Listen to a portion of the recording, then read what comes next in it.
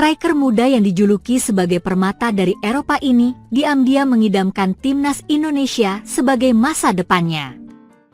Padahal, mantan junior Ragnar Oratmangoen ini masih berpeluang besar mendapatkan panggilan tim Belanda, baik kelompok umur maupun senior.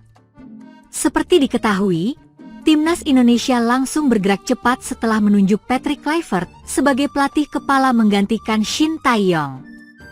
Terbaru, Patrick Kluivert menyebut jika dirinya tengah berkomunikasi dengan salah satu bintang asal Belanda yang berminat membela timnas Indonesia. Advertisements memang, salah satu tujuan PSSI menunjuk Patrick Kluivert sebagai suksesor Shin Tae-yong ialah agar pemain diaspora Eropa mau gabung ke tim Garuda. Maka dari itu, Patrick Kluivert mengatakan jika dirinya belakangan ini tengah menjalin komunikasi dengan Jairo Riedewald agar tersedia untuk bela timnas Indonesia.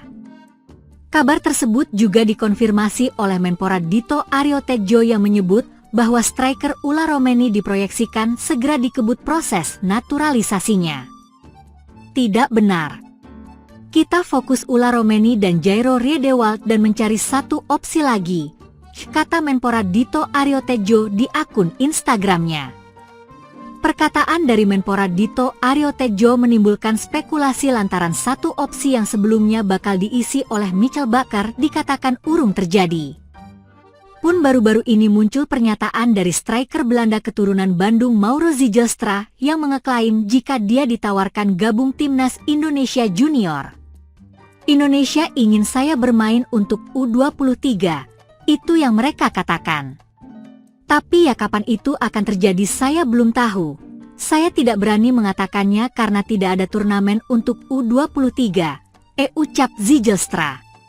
Di sisi lain, belum lama ini ada salah seorang striker Belanda yang juga mengutarakan ketertarikannya bela timnas Indonesia di luar Ula Romeni dan Mauro Zijlstra.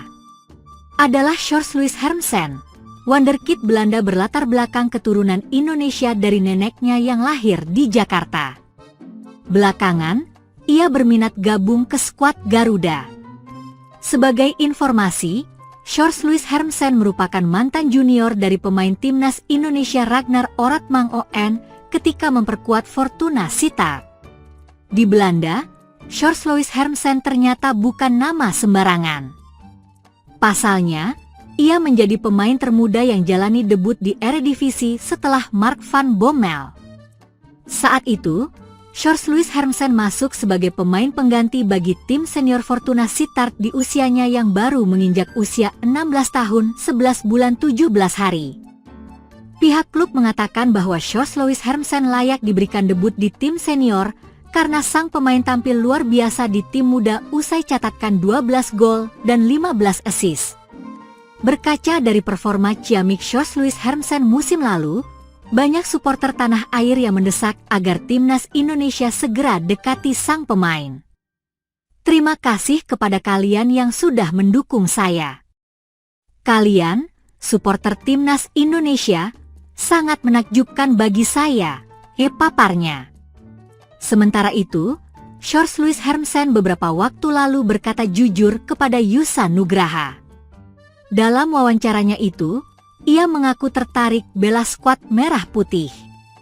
Ia bahkan membuktikan keseriusannya itu dengan menyematkan bendera Indonesia di samping lambang negara Belanda pada profil Instagram pribadinya.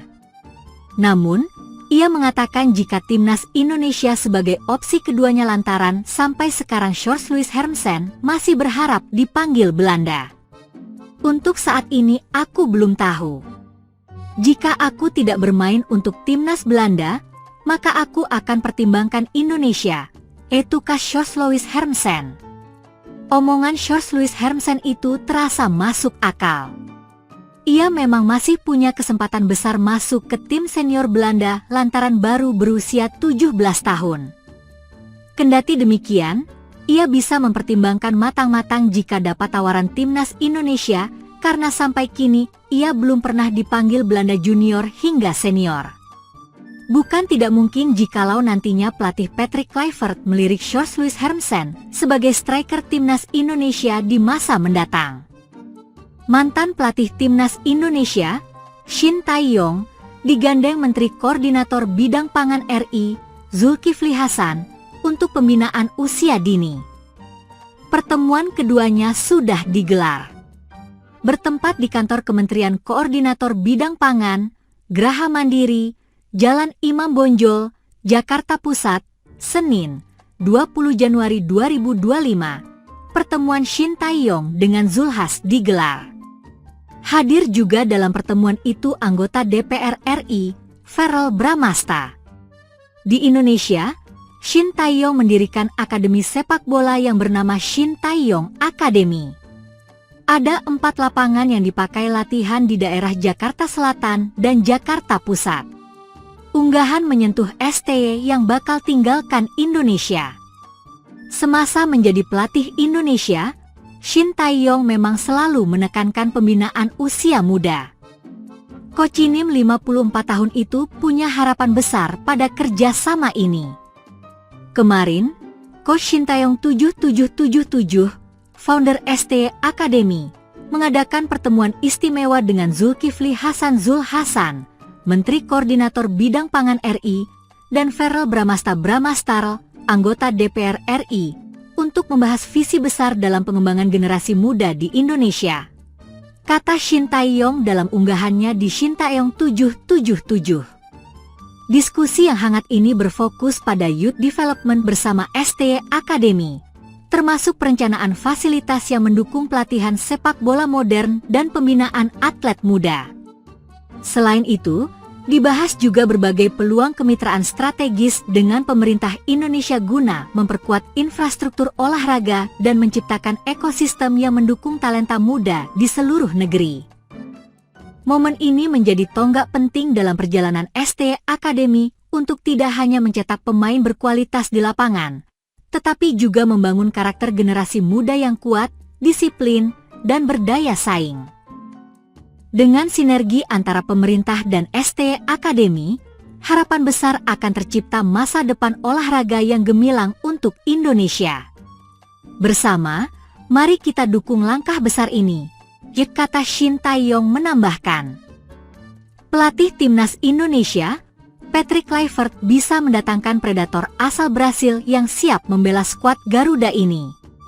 Sosok penyerang asal negeri Samba yang dimaksud adalah David da Silva, sang top skor Liga 1 2023 hingga 2024 yang kini memperkuat Persib Bandung.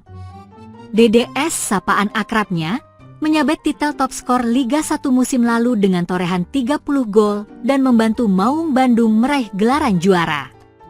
Selain itu, David da Silva juga mendapatkan penghargaan sebagai Player of the Season alias pemain terbaik pada 2024. Berkat penampilannya yang ganas itu, sosok pemain bertipikal predator ini dinilai sangat dibutuhkan di lini depan timnas Indonesia yang masih tumpul. Menariknya, striker berusia 35 tahun itu mengaku bersedia untuk dinaturalisasi demi memperkuat timnas Indonesia dalam wawancara dengan Transfermarkt Indonesia. Saat timnas Indonesia masih dilatih Shin Tae-yong, David da Silva blak-blakan berharap bisa mendapatkan kesempatan untuk memakai jersei Garuda. Bahkan, pemain berkepala plontos itu ingin mencetak sebanyak-banyaknya gol untuk timnas Indonesia di ajang internasional. Saya ingin memakai jersey Indonesia, hai Shin Tae-yong, mantan pelatih timnas Indonesia, Red, saya di sini. Saya rasa timnas perlu mencetak lebih banyak gol, katanya sambil tertawa. Lebih jauh, DDS menyebut bahwa membela timnas Indonesia adalah mimpinya yang diharapkan bisa terwujud sehingga dia dapat bermain di kancah internasional. Ini adalah mimpi. Kita harus memimpikan sesuatu yang tinggi. Semakin banyak kita bermimpi, semakin banyak pula kita berdoa. Akunya, jadi saya berharap, saya termasuk orang yang terkabul doanya untuk mendapatkan kesempatan itu, mengenakan jersey timnas Indonesia, imbuh pemain Brasil itu. Kini setelah pelatih timnas Indonesia ditukangi Patrick Kluivert, DDS bisa dijadikan opsi untuk mempertajam lini depan timnas Indonesia. Terlebih, Pemain berusia 35 tahun itu telah mencetak 100 gol selama bermain di Indonesia sehingga bisa dibilang sebagai striker legendaris. Pertanyaannya, apakah striker Persib Bandung itu eligible untuk dinaturalisasi menjadi WNI? Menurut pasal 9 UU Kewarganegaraan, ada sejumlah syarat yang harus dipenuhi.